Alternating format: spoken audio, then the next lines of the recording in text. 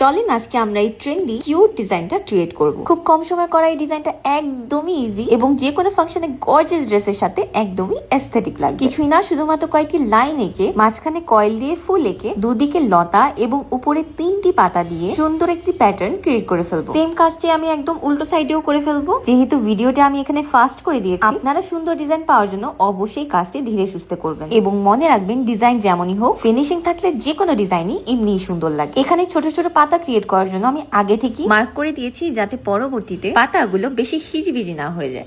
এই ডিজাইনটিতে সবচেয়ে মেইন ফোকাসই হলো ছোট ছোট পাতার গুচ্ছগুলো। অনেকগুলো পাতার গুচ্ছ একসাথে করার ডিজাইনটা প্রিন্টের মতো ইফেক্ট দেয়। নিচের ডিজাইনটা হালকা শুকানোর পর আমি চারিদিকে বোল্ড করে দিচ্ছি। যদি আপনাদের বোল্ড কাজে ফিনিশিং না আসে, অবশ্যই ডিজাইনের উপর আরেকটি ওভারলাইন ড্র করে নিবেন, তাহলে ডিজাইনে একদমই ফিনিশিং চলে আসবে। সবগুলো ভরাট হয়ে যাওয়ার পর যাবো ফিঙ্গার টিপসের। ফিঙ্গার টিপসেও কয়েকটি লাইন এঁকে তারপর সেম ফ্লাওয়ারটি করে উপরে 3টি পাতা এঁকে নিব।